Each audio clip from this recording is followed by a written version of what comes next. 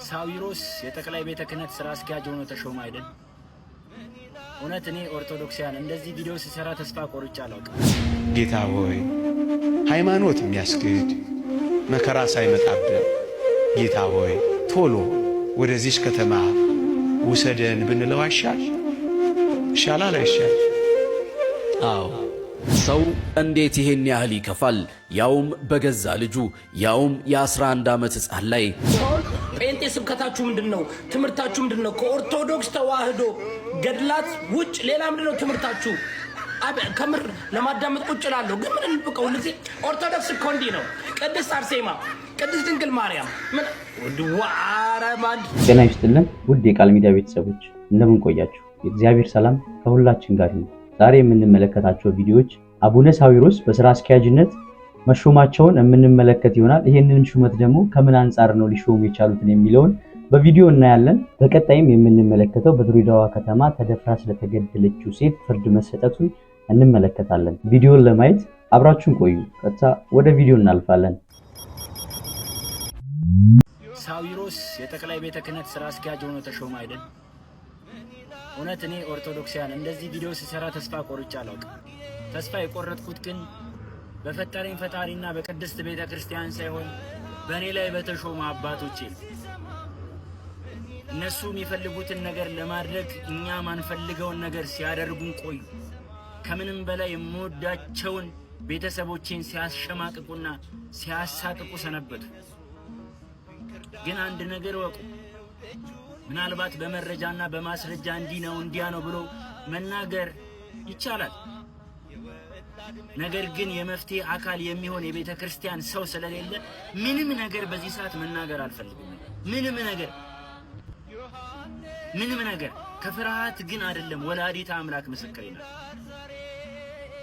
ነገር ግን ወቁት፣ እኛ ነገሩን ብንተወው የማይተዋት አምላኳ በደሙ የመሰረታት ክርስቶስ ቺን ቤተ ክርስቲያን አይተዋትም። በዚሁ አጋጣሚ መምህራችን ታደሰ ወርቁን ፍቱት፣ ግድ የላችሁ። ታደሰ ወርቁ የልጆች አባት ነው፣ የልብ በሽተኛ ነው። ታደሰ ወርቁ ጎጥ፣ ነገድ፣ ዘር አቅም ቤተ ክርስቲያኗን ይወዳታል፣ ያፈቅራታል። ከዚህ ሌላ ምንም አጀንዳ የለውም። ያደረጋችሁትን አድርጋችኋል። በጣም ብዙ መባል ይችላል ወላዲተ አምላክ፣ ግን ምን ዋጋ አለ? በእኛ አስቀልዱ፣ ችግር የለውም። ጥቁር ልበሱ ስትሉን ጥቁር እንለብሳለን። ይኸው ዛሬ ሹመቱንም ስንሰማ ነጭ ልብሳችንን ለብሰናል። ምክንያቱም ሹመቱ ስንጠብቀው የነበረው ነገር ስለሆነ ማለት ነው። እንደዛ የዘር መፈንጫ ያረጋትን ቤተክርስቲያን ዛሬ ስራ አስኪያጅ ሆኖ ለመምራት እሱስ ቢሆን እንዴት ቻለበት? እረ እንዴት ሳቅሙን አገኘ? ይሄ የማን ውሳኔ እንደሆነ እናውቃለን። ነገር ግን ፍትህ ለእግዚአብሔር ግልባጭ ለማርያም ብለን ዛሬም ድምፃችንን እናሰማለን። እባካችሁ ፍትህ ስጡን። እኛ ይሄንን ፈጽሞ እንቃወማለን፣ አንፈልገውም። ይሄንን ነገር ብንቀበል እነዛ ሻሸመኔ ላይ በጥይት የተደበደቡ ንጹህ ኦርቶዶክሳውያን ደማቸው ዛሬም ይጮሃልና እኛ ይሄንን ነገር በፍጹም አንቀበለውም። እመኑኝ፣ ለየትኛውም ዘመን የተጣልን ብንሆን እግዚአብሔር ከኛ ጋር ከሆነ የምናበራበት ቀን ይመጣል። እንደ ተወረወርኩ አልቀርም፣ እንደ ተዘጋብኝም አይቀርም፣ እንደ ተተውኩም አልቀርም፣ እንዳቀረቀርኩም አልቀርም፣ ዝቅ እንዳልኩም አልቀርም፣ ብቸኛ እንደሆንኩም አልቀርም። አምላኬ እግዚአብሔር አለልኝ። እግዚአብሔር ሆይ ብወድቅ እነሳለሁ፣ በጨለማም ብቀመጥ እግዚአብሔር ብርሃን ይሆንልኛል። ጠላቴ ሆይ ደስ አይበልህ፣ ወደ ብርሃን ያወጣኛል፣ ጽድቅንማ ያለው ነው የሚለው ክርስቲያን ሁሌ ለወንጌል ለእግዚአብሔር ቃል ማዕድ ጊዜ ከሰጠን እመኑኝ ማሸብረቃችን፣ እመኑኝ አንድ ቀን ማብራታችን፣ እመኑኝ አንድ ቀን ማስደነቃችን አይቀርም። ተጥላችሁ ይሆናል፣ ተትታችሁ ይሆናል፣ ተረስታችሁ ይሆናል፣ አቅመ ቢሶች ሆናችሁ ይሆናል። ግን ግድ የላችሁም። እግዚአብሔር አንድ ቀን ብርቶች ኃያላ የተሳካላቸው ያደርገናል። እግዚአብሔር ቀን አለው የተዋረደውን የሚያከብርበት። ብዙ አዋራ ተጭኖ ይሆናል፣ አራግፈህ የምትነሳበት ቀን እንዳለ ግን መርሳት የለብህም። ቀን አለ። ያንተ ቀን አለ፣ የምትወጣበት ቀን አለ፣ የምታበራበት ቀን አለ፣ የምትታወስበት ቀን አለ፣ የምትበረታበት ቀን አለ። ለምንድን ነው ተስፋ የምትቆርጡት? ለምንድን ነው በዛ አደራችሁን ዛሬ በሚሆነው ነገር ልባችሁ አይድከም፣ ውስጣችሁ ማይዘን። እንዳለቀስክ አትቀርም፣ ትስቃለህ። እንደ ተተውክ አትቀርም፣ ትከበባለህ። እንደ ደከምክ አትቀርም፣ ትበረታለህ፣ ትጠቅማለህ። እመኑኝ፣ እንዲህ አይነት ልብ ይኑረን። ዛሬ ባልጠቅም በዘላለም ሕይወት ግን እጠቅማለሁ በሉ። ዛሬ በጉስቁልና ብኖርም በዘላለም ሕይወት ውስጥ ግን በደስታ እኖራለሁ በሉ። ክርስትና ይሄ ነው። ሌላ ስለ ምድር ምን እናወራላችኋለን? በሊዝ ቦታ አንሰጣችሁ፣ እኛም የለን። እንዲያና እንዲያ ብለን የምንቆርጥላችሁ ቼክ የለንም፣ የምናስገባላችሁ ብር የለንም። ግን አደራችሁን ልባችሁ በዚህ ተስፋ ይሙላ። አንድ ቀን እጠቅማለሁ ብላችሁ ነገን ጠብቁ። ሰው እንዴት ይሄን ያህል ይከፋል? ያውም በገዛ ልጁ፣ ያውም የ11 ዓመት ሕፃን ላይ። ነገሩ እንዲህ ነው። ከቀድሞ ባሏ ጋር የተፋታችው የዚህች ልጅ እናት ወይዘሮ ሃና በየነ የምትባለው የድሬዳዋ ከተማ ገንደቆሬ ሰፈር ነዋሪ ከእሷ ጋር እየኖረ ባለው ሌላ ወንድ ከአብራኳ የወጣችውን የገዛ ሴት ልጇ ተገዳ መደፈሯን ስታውቅ እጮኛዋን በወንጀል እንዲቀጣ ማድረግ ሲገባት የ11 ዓመት ልጇ ላይ ፈርዳ መረጃ ለማድበስበስ በማሰብ ልጇ ላይ ጫና በመፍጠር በድብደባ አካላዊ ጉዳት ከማድረስ በተጨማሪ ከ5ኛ ክፍል የትምህርት ገበታና ከጎረቤቶቿ በመነጠል ከማንም ሰው ጋር ምንም አይነት ግንኙነት እንዳታደርግ በማድረግ ለብዙ ጊዜ ቤት ተዘግቶባትና ስራ ቦታ ድረስ ከስሯ ሳትነጥላት ብትንቀሳቀስም መረጃ ለመደበቅ በቂ ሆኖ ስላላገኘችው በመጨረሻ ከአብራኳ በወጣችው የገዛ ልጇ ላይ የሰራችው ተደጋጋሚ የአረመኔ ስራ ሳያንሳት እጮኛዋን ከወንጀል ለማትረፍ መረጃ ለማጥፋት ህዳር 1 ቀን 2015 ዓ.ም ከእጮኛዋ ጋር በመተባበር ቀጥቅጠው ሕፃን በአምላክ ግርማን ገደሏት።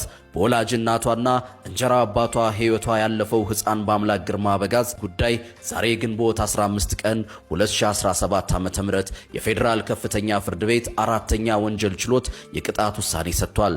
ተከሳሾችም እናቷ ሃና በየነ እንዲሁም እንጀራ አባቷ ብሩክ በሞት እንዲቀጡ ተወስኗል። ተከሳሾች ድርጊቱን የፈጸሙት ሊንከባከቧትና ሊጠብቋት የሚገባ የአንደኛ ተከሳሽ ልጅ እና የሁለተኛ ተከሳሽ የእንጀራ ልጅ በመሆኗ በቅርብ ዘመድ የተፈጸመ ወንጀል በመሆኑ በወንጀል ሕግ አንቀጽ 84 1 ሰ መሰረት እንዳለ የቅጣት ማክበጃ ምክንያት ተደርጎ እንዲያዝ።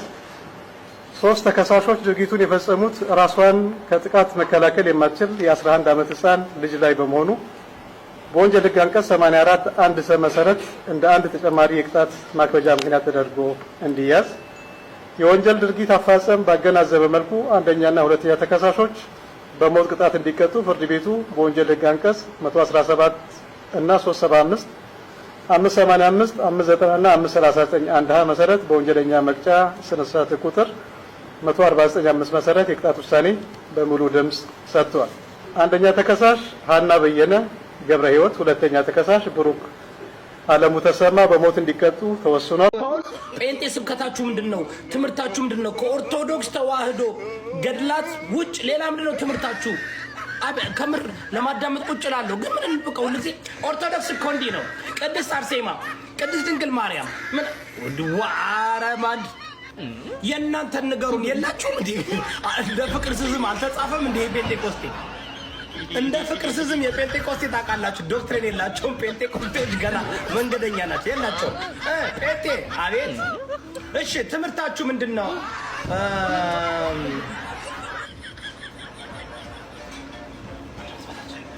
ሄሎ ጂሰስ፣ ሄሎ ጂሰስ።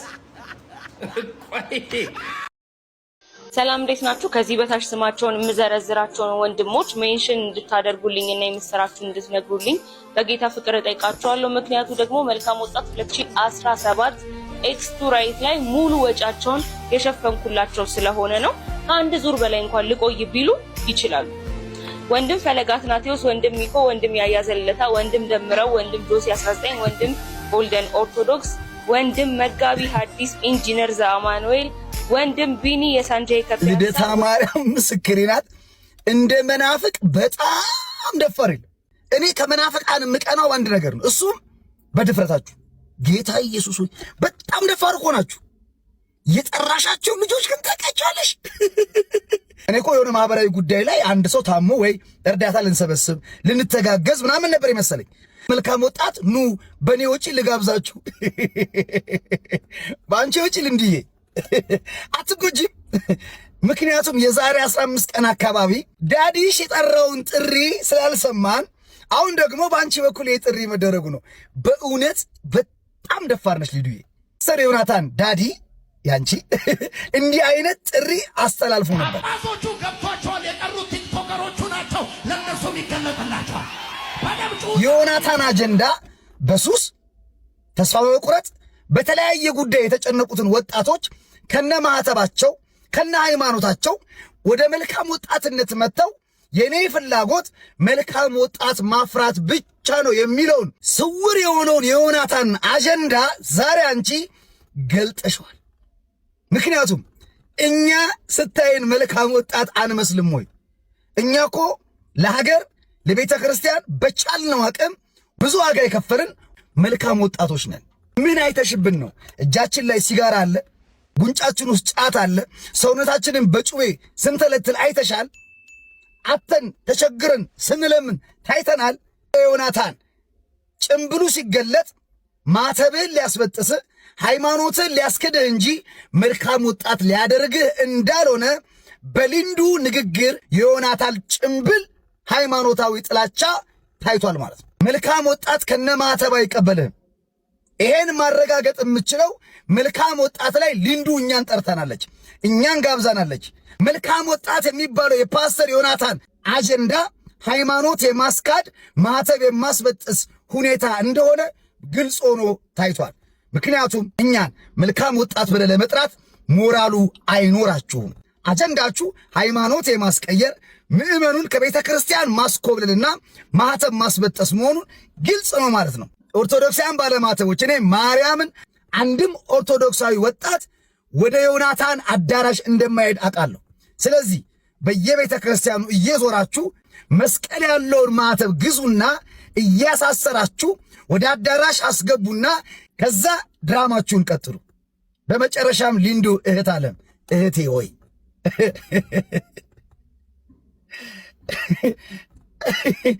አረ ምን አንመጣም። ራሱ መስክሮ ናበኔ ካለ አማራጭ ፈላጊው ያስወጣታል።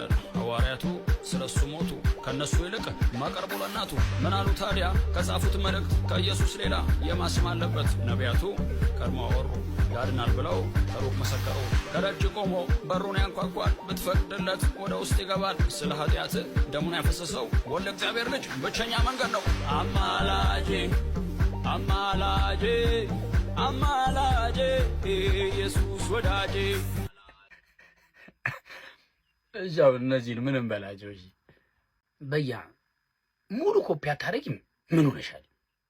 ለሞላ ፀጉር ቤት የሴቶች ቤት ፀጉር ቤት ገብተህ ሻጌን ገርግደህ ሹሩባ ተሰርተህ ኮፒ ሮፍናን ሆነህ አትመጣም ብለህ ዘፈኑን ብቻ ኮፒ ከምታል አሁን እናንተም ኢየሱስን እያመለክን ነው ልትሉ ነው። እንዲያፏገራችሁ የጭፈራ እንትናችሁን ስሜታችሁን ተወጡ እንዴ። በእናንተ ቤት ኦርቶዶክስ ጨፋሪ እናንተ አምላኪ ናችሁ። መቼ እውነት ተባለ? እንደናንተ ሲቪል ጨፋሪ አለ እንዴ? በአዳራሽ ታፍናችሁ ነው እንጂ ዲያሮይ እናንተማ ይለያል። የሚገርመኝ ነገር ደግሞ ማለት ነው ምንም በቃ ቲክታክ ገብቼ ዝም ብዬ ስክሮል እያደረኩ ሾፍ ሾፍ ሾፍ ሳረከች የምትሉት እናንተ በቃ ከኔ ጋር ደግሞ ያገናኛችኋል። ምን እንደሆነ እጄ ላይ ነው የሚጥላችሁ። ኧረ እየተረጋጋን ተው ተው ተው። የድንግል ማርያም ልጅ ኢየሱስ ክርስቶስ ሆይ ኦርቶዶክስ ስላረከኝ ዛሬም ዘወትርም ተመስገንልኝ። እናንተ ብዙ ስለምታናግሩኝ ለፉ ለፉ። የአገሪቱ ከባድ ቅባት እቤት ገባ። አቤት ምንም ልረዳ አልችልም። ሲያገለግል ደብረ ዘይት ላይ ዘንዶ ይወጣል፣ ከሰው ቤት እባብ ይወጣል። ግድል ነው ማድረገው። እኔ የበቀል ቅባት እኔ ና ይህን ፎጣ ለሰው አትስጥ ብለውኛል።